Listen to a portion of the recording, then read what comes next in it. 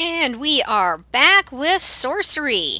We are going into the graveyard. There are several things in here that we can find. Information about the fat god and the guy who's been buried alive. At least those two things. So, let's see what we got. You are standing in the grounds of the necropolis, a city within the city, occupied by the headstones and mausoleums of the dead. Somewhere between the yews and cedars, you can make out a wide road that loops through the graveyard before turning uphill as it heads for the far gate. The wind whistles between the tall trees. The sun is setting behind the wall. Great. It's getting night and I'm going to have to sleep in a graveyard. You step nervously off the path and walk between the nearest tombs. Some are ancient, headstones tilted to crazy angles, and some of them fallen face down as though the citizens of this graveyard have been drinking since they died. Others are fresh, neatly carved and clean of all moss and weeds. They sparkle in the moonlight as though cleaned by maids, waiting for their occupants to arrive. Alright. Explore the newer tomes, explore the older tomes. Leave the... well, no, we're not gonna. Newer ones. Several tombs around here. They may have been recent plague in the city. Really? There's no plagues running around that I'm aware of. They seem scattered in roughly alphabetical groups. Agnile to Ferret, Ghoul to Nefret, Oxel to Tamarin, Uklox to Ziv. Yiz. What's the compass say? Spins twice, then points at the tome from O to T. Something flitters past your face. Alright, let's go to O to T. Pyra, Rith, Shivna's mausoleum. Carved above the door here rests Lord Shinva, 5th Noble. Your heart hammers. This is the Undead Noble you were warned you would need to find.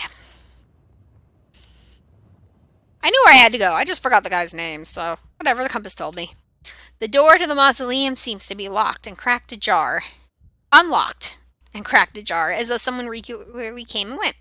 Just in front of it is a ring of little mushrooms growing up against the step of the mausoleum. Look at the ring. You crouch and look at the mushrooms. They look highly poisonous, not least because you cannot see a single insect crawling around or under any of them. Unusually, the ring itself is also perfectly circular. In its center, something silver glints. A stake pushed into the soft soil. Cast a spell. Alright, where's the one about traps? Sus. I don't know if I have the stamina to waste on this. I'll do it. Sense danger. You cast a spell and your mind is filled with a clear sense of danger rising from the circle of mushrooms. Oh shit! Presumably they are poisonous, but you surely not have been tempted to eat them anyway, so isn't the spell being overly cautious? Before you decide, the magic fades. Sure. You pull out the silver stake, but you cannot reach it without stepping inside the ring, and your spell warned you against that. It's too cold to stand still.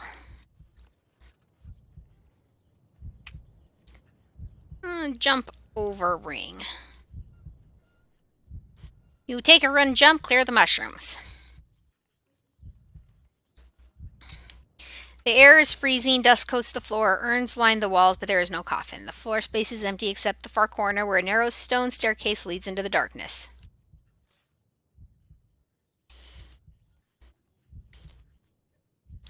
Unafraid of what you might find below, you make your way towards the stairs, but you must have stepped on some kind of switch. You hear a noise and you turn to see the door swinging shut. You stay back, not wanting to be crushed by the heavy stone door. It seals with a bang and you are plunged in darkness. Of course. Can I go down?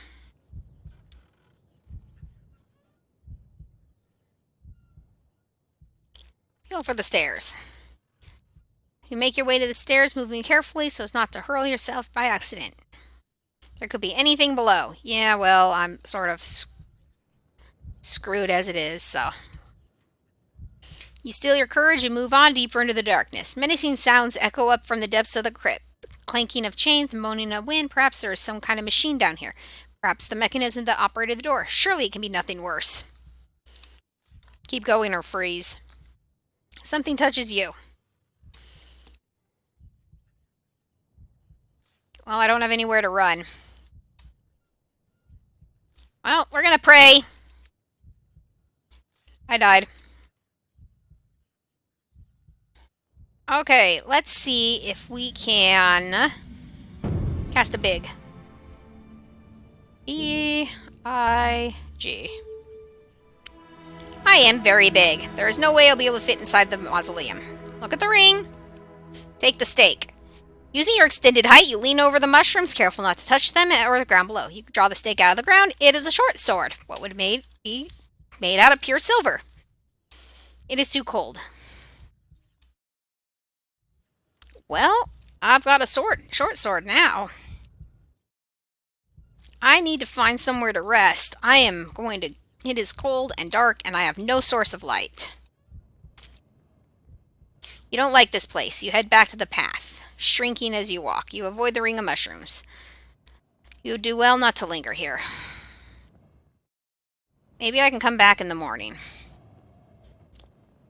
Alright, we're just gonna go and see if we can find somewhere to camp out for the night. You return to the path gratefully, make your way to the far side of the graveyard. Beside the gate is a disused well, perhaps wants to draw water. Look down. Pull up the bucket. You turn the winch on the well, drawing up a bucket. It comes to the top filled with water. Is this as fresh as the water from the other fountain you tried? Why not? You scoop it. Yes. Move on. The rear gate of the graveyard hangs from its hinges, but not from age. Something has been taken apart. Oh, my lord. How the hell am I supposed to find somewhere to sleep? Or source of light? You walk for half an hour through thick trees and narrowing track until you reach a fork in the road. To the left, it gets narrower. To the right, massive shadow looms. It seems as though Colossus has seated itself on the wall. Chill wind blows through you. Check the compass. Points at the imposing shape. Look at the shape. Shadow to the right is jagged silhouette. It's a ziggurat, perhaps with 100 steps leading to the apex. Yeah. Oh, I guess we're going that way because fuck it if there's a place I can sleep. You stand at the base of the towering ziggurat built from carved stone blocks, each the size of a hay bale. The temple rises higher than the city wall and is positioned to catch the first star of evening at its uppermost point, a moment which has just passed. Look for an opening. Tilt your head back, looking for an opening, and finally make one out. A small dot about a third of the way up, but even that is quite some climb. For the less devoted worshippers, a gargoyle by the steps has an open mouth, ready to accept offerings. Look at the gargoyle. It is carved in the shape of a small but spiky dog, with long claws, sharp horns, and a pointy beard. Its mouth is wide open and its tongue lolls out with a coin-shaped slot at the back of its throat. What the fuck do I have to lose? Let's climb. You begin hauling yourself up. The ziggurat was either built for giants, or ascending it is an act of devotion. The few steps are equally exhausting. You have to throw up your pack in. Keep going! Persevere, but as you climb higher, the going becomes easier. The temple's designers have built a clever optical illusion on the slope of the pyramid.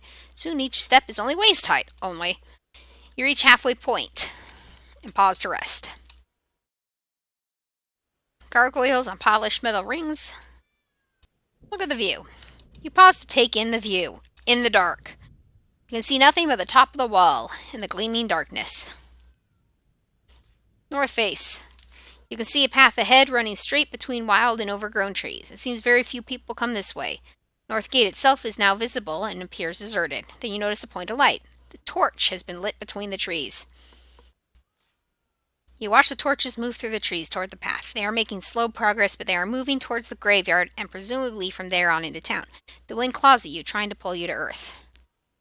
I want one of those torches. Let's keep going.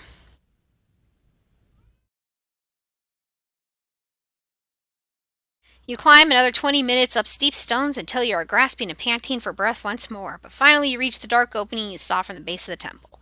Steps themselves continue up a little further to the peak of the temple. The opening is guarded by rock-sculptured images of unimaginable creatures. Beyond you see a long dark hallway, something large and gleaming at the far end. Treasure? Climb to the top. You keep climbing before your legs seize up. All the way to the top of the ziggurat. Night has fallen. Stars spread across the sky in peaceful repose that belies their true nature. Warring spirits tussling for control of the world below. Look at the stars. With your head tilted back, you can see more stars than you have ever seen in the city. Perhaps you are above the level of the lights and the smog and the dust, or perhaps more stars chose to cluster here around the sacred site. If you're a true mage and not a mere sorcerer, who knows what spells one could weave at a spot like this. Try to fashion a spell. You lean back, look up, and recognize the stars from your studies. Cast a spell! TLPAEURK.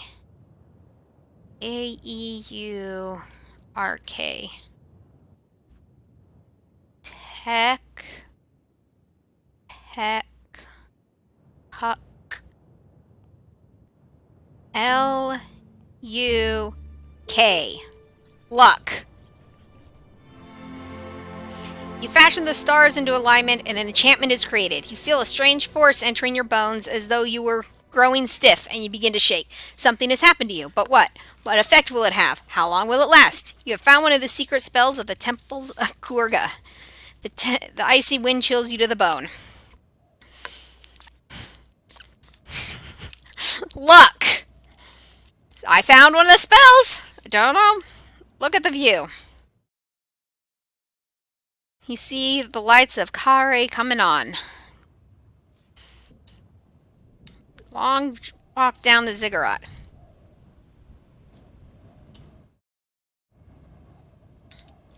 Enter the temple. You step into the temple. The hollow space amplifies your footsteps and they echo eerily for several moments. On the floor, in gilt inlay, is written the name of the god who inhabits it. It's Kurga.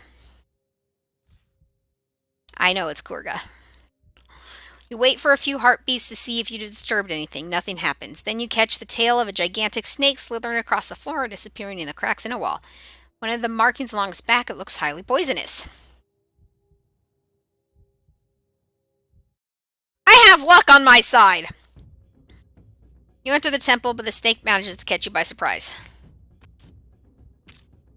Defend. God, I have to hope this is enough. It's not going to be enough, is it? Well, oh my god, it was barely enough! I mean, considering my options, that was a pretty good... Continue. You wipe your sword clean and wait for the violent echoes of the fight to fade away. Then you go further in. The sight of the shrine takes your breath away. The walls are decorated with brightly colored murals depicting scenes from the religious mythology of Kare. Fine ornaments in precious metals are set into alcoves around the pews, and rich woven tapestries cover every surface. Cunning trick of architecture catches the wind past the doorway and creates a constant ethereal humming, as though a crowd of monks sat in permanent meditation inside. At the far end of the hallway, 4 large stone gargoyles of winged demons watch over the shrine from the mounds high up in the eaves, guarding the altar, on which a gigantic idol squats, Korga himself, life-size version of the model of Korga you saw in the abandoned house yesterday. What do we say? Steal something, approach it. Not in a shrine to a god! Unless I do it on my way out. You walk up towards the altar across the highly pitched patterned carpet. Something about it gives you pause. Its surface is decorated with wide symbols that seem too deliberate to be accidental. I'll avoid the star shapes. You walk towards the altar, carefully avoiding the star shape woven into the pattern, but along the way something happens, although you cannot be sure what. One moment you are in the temple, the next moment you are falling.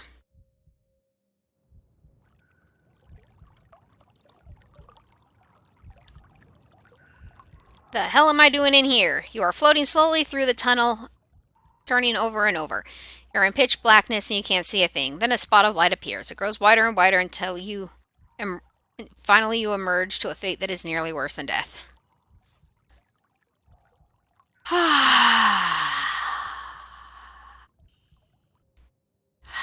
Okay. We need a spell for this. I need sus. Please tell me I can use sus. An S.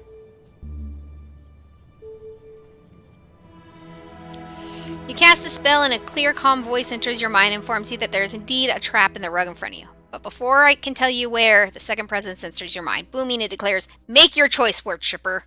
Urga himself, perhaps. That's great. You walk up to the altar, carefully stepping around the circle in the carpet and reach it. Right. Well, I didn't need my powers for that. Stand before the idol, a fat statue set with gems and curious pockmarked features. Above his head is a plaque that bears an inscription. Read it. It reads, "On Kurga's face, you kiss across and finish with the lips. For answers to your questions, you must not err, or else he spits." You step up to the idol until you are below the great statue. You consider, is the same statuette in the abandoned house, except it had blue dots painted on two eyes, its third eye in the forehead and the lips. When you met Titha in the wasteland, he told you something about him. The left eye, that's how you start. Kiss. I know this. Left eye. Right eye. Lips. Wait. Sharp stabbing pain at the back of your throat. Okay. So what did I do wrong? Ah. Okay. Left eye, right eye, forehead, lips. Finally, you lean low and kiss the idol's lips. As you straighten once more, you see the idol's eyes flick open. Soft voice issues from its mouth. "Stranger, you are not of my faith," whispers the god, "and yet you have completed my ritual. How can that be?" I have used my wits. The god laughs softly. "My brother Pasna is the god of thieves and tricksters, but you are in my temple today. I will answer 3 questions if you have to ask." You take a moment to think over everything you have learned and not learned about the North Gate spell. You remember Titha, the poorly remembered spell line, "By Kurga's grace and something's pride," but you have only learned a very few lines of the spell. Who is the god of pride? You listen closely as the idol replies to your question. "The god of pride is my own brother. His name is Forga, but he has fallen from favor without our pantheon of deities and has not been worshipped by the people of Kare for close to a century." You straighten up, pleased. You now know the complete version of Lord Titha's line of the spell.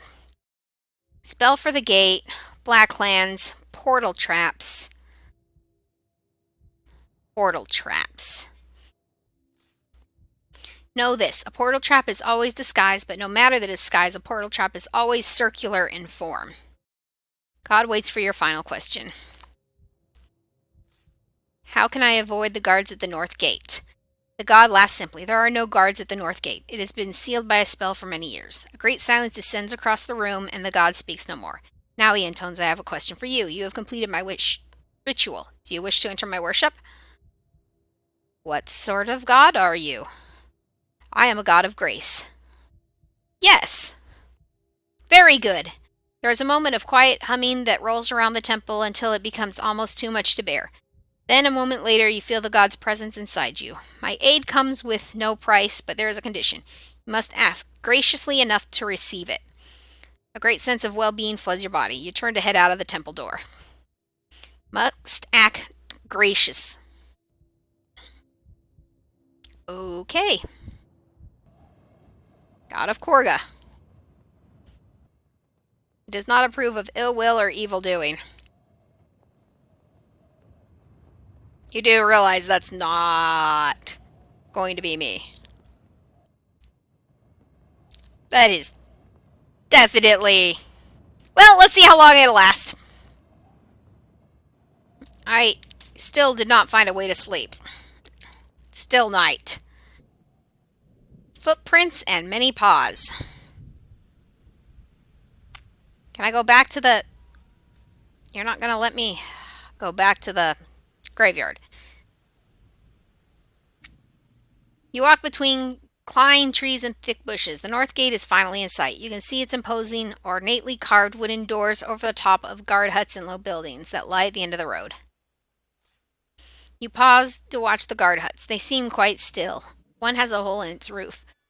Weed grows through the chimney of another. Are they abandoned? But between here and there is a long road lined by thick, gloomy trees. A patch of wild forest like you haven't seen since the hills. You make your way slowly forward, trying to ensure your feet do not crunch too loudly on the gravel. Something catches your eye. Movement in the shadows on both sides of the road. Torchlight. You stop, ducking into the shadows, and watch. Whoever is moving in the darkness, there are a lot of them. Then a gleam of moonlight catches one and you see it clearly. A wolf clad in tight metal armor. No, a werewolf. No matter, you have defeated werewolves before. See what happens. You hold your ground waiting. The werewolf does not seem crazed or maniacal. There is no full moon to drive it wild. You are glad of your patience as further werewolves pad down the shadows into the path, forming an arc in front of you. Wait. Then you notice a man stepping from the tree line beyond. Who goes there? He demands. Friend or foe? Friend of whom? Then you're a foe. The swift movement of hands, he gestures to his dogs. They bound forward, two catching your wrists in slavering jaws, holding them tightly but firmly. One lick of my finger, he says, and you'll never lift so much as a fork again. Now give me a straight answer. Are you with us or against us? Figure steps closer, and then you realize you recognize him. He's not a man at all, but a thin and haggard elven. You escaped! You declare with some surprise. A moment later, he has recognized you from your desperate escape from the Red Eyes. Friend, he exclaims. I did! I am quite sure of it. You saved my life. With a movement, the wolves are called off. I am pleased I could help. My own, too. Elvin nods. But what brings you here? This is dangerous ground to venture through. Vic's wolves gather here tonight to take the city. I need safe passage through. The elven nods. You're heading for the gate. You will not get through. I know about the spell. And I wish you luck. Should you fail, know that Kare will welcome you back, I assure it. With that and a flick of his fingers, he disappears into the trees. I am not ready to go to the north gate. Why am I not allowed to, go back, ever?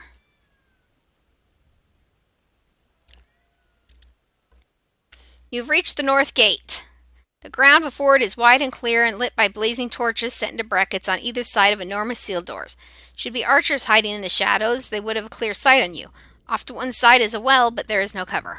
You don't know all the spell lines, of course, but perhaps the gate will open to a dop spell? Fuck no. You wait in the shadows to watch. If guards are patrolling, you should be able to learn their patterns. But just as Korga said, there seem to be no guards. Perhaps the gate is locked and no one bothers?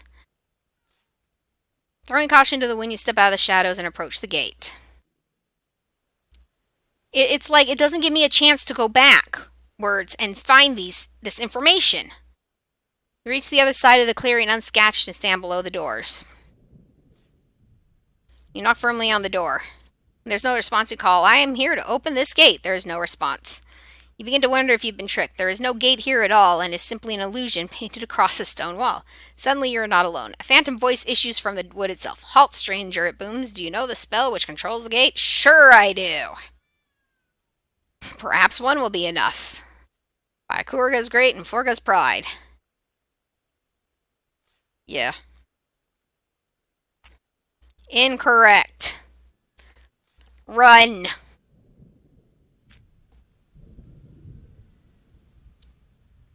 Goblins pour up to the gate. Are they going to ram it? But they stop. In their midst, a small figure is being propelled forward. You cannot clearly see him, but he is wearing a dull metal circlet on his brow, which he clutches as though it was keeping him safe. Their king, perhaps? But since when have goblins had a king?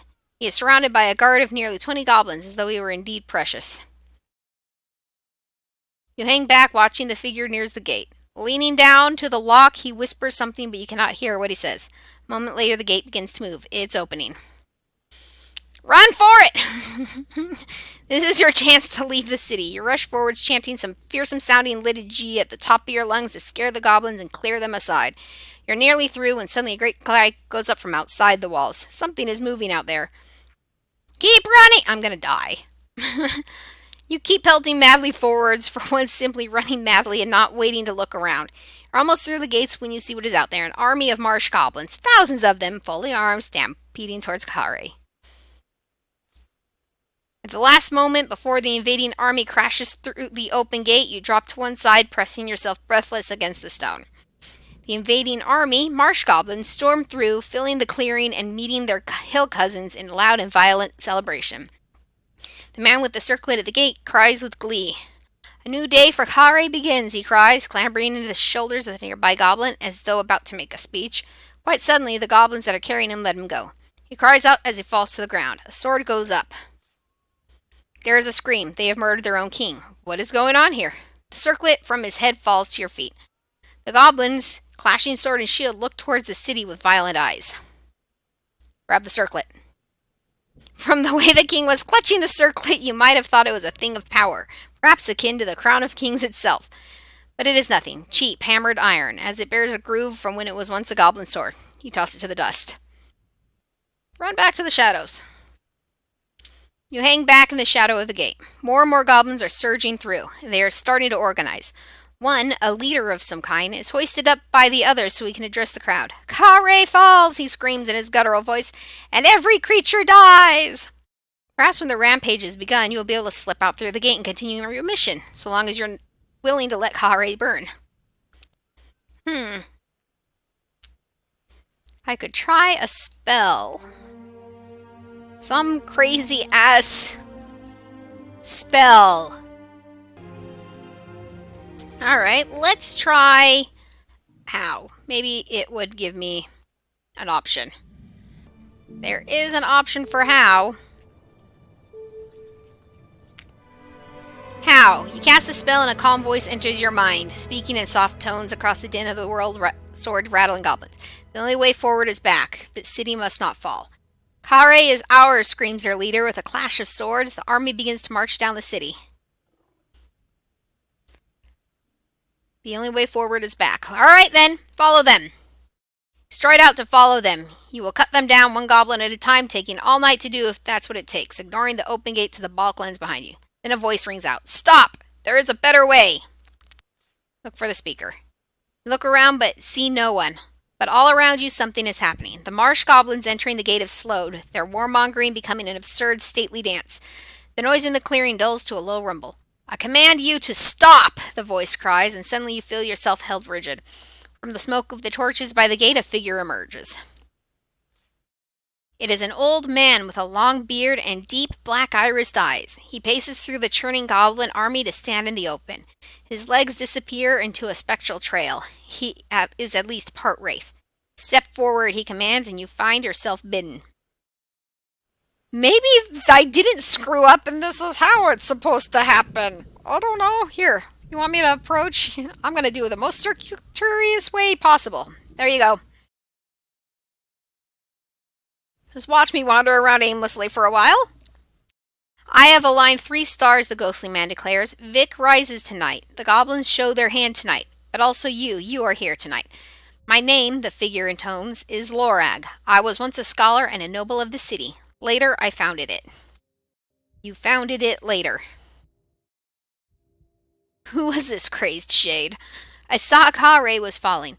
Sansus had lost his mind and sided with the goblins. The council was in ruins. My own life was threatened. I saw that Kare needed to be saved, so I went back to remake it in a way that it could be saved. And here we are now. You have been here 2 days. I have been here hundreds of years waiting for you to bring me the spell for the gate. You don't know the spell? I created it, Lorag replies, long ago. It has been passed down since then. Changed. Lost to me. Split into 4 lines. I knew it would happen, since I was given one of those lines myself. So I prepared something to find it again for me. For this night, I prepared you. Explain. I thought they unlocked the gate. The spell does not open the gate. His tone is heavy and dark, like tarred timber. The spell controls it, and there are deep magics burned into the wood itself, magics that have poisoned this city and burnt fire into the eyeballs of those who live nearby. He stares at you, his coal-black eyes expressing no emotion.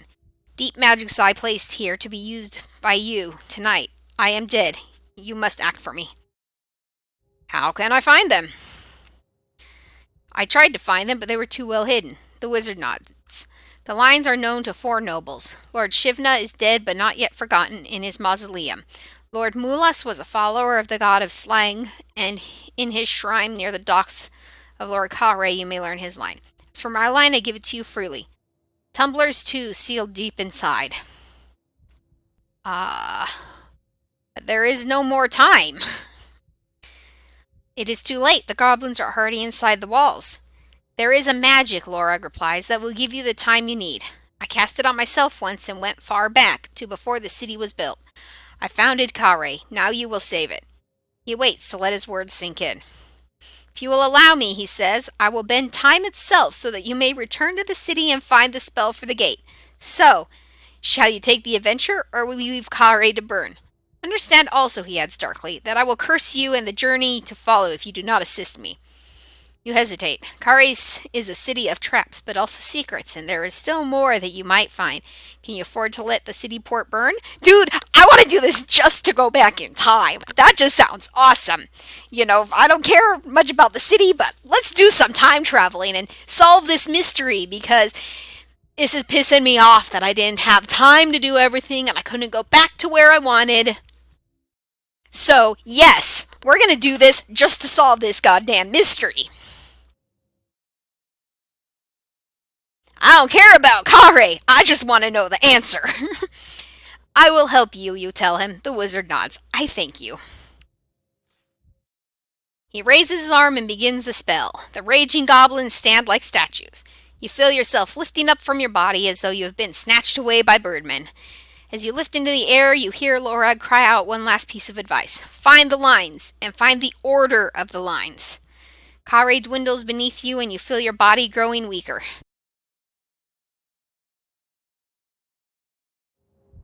What? I can go anywhere I want.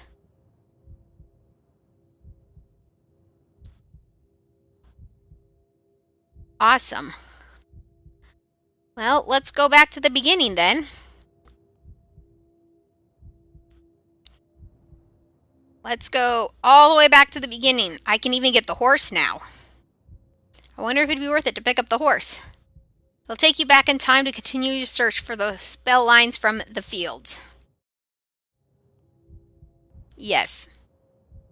We're going all the way back.